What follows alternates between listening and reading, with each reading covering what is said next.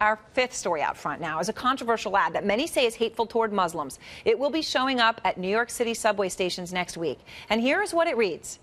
In any war between the civilized man and the savage, support the civilized man.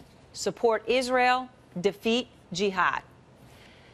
New York's Metropolitan Transportation Authority tried to reject this ad, but a federal judge ruled it free speech and forced them to put it up. Out front tonight, the woman behind the ad, Pamela Geller.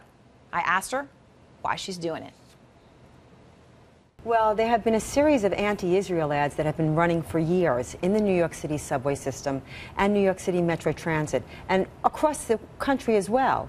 I submitted my ads when anti-Semitic ads were running in the subway last year, September, and my ads were rejected. And, you know, the First Amendment protects all speech, not just ideas that we like, but ideas that we don't like, because then who would decide what's good and what's forbidden? The government? Violent rioters? So we sued. My organization sued. My law firm, American Freedom Law Center, we triumphed. And it was a triumph for First Amendment because it wasn't just the fact that my ads had to go up. It was that the judge ruled that their regulations and standards were unconstitutional. So Monday was the day. Next Monday is the day they're scheduled to go up.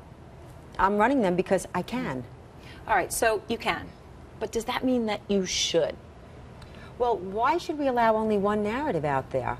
I think we need to talk about this. The fact that there's been such a visceral reaction to these ads, and particularly in the media, it, to me, speaks to a much larger problem. The problem is this increasing Sharia. The blasphemy laws under the Sharia says you cannot offend Islam, you cannot criticize Islam. But when you say one narrative, I see your ad, and I see the same narrative that an anti-Israel ad would have. It's a narrative of hate. Really? I have to tell you, I think any war against innocent civilians is savagery.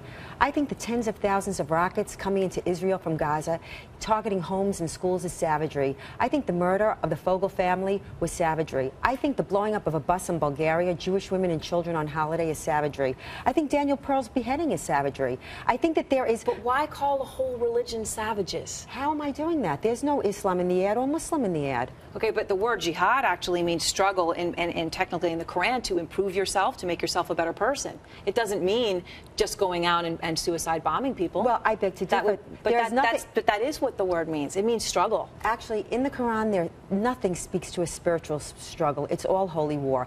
And the jihadists that are committing jihad are citing Quranic chapter and verse as a holy war. And they may be, and I don't think that there's anybody in that religion, right, the people who would say, okay, I'm all right with that. The vast majority of Muslims would say that our religion is a religion of peace and tolerance and love, just like Jews would say, or Christians would say. But Christians are not beheading people and slaughtering people in the name of Christ, and Jews are not doing it in the name of Hashem. There is a faction.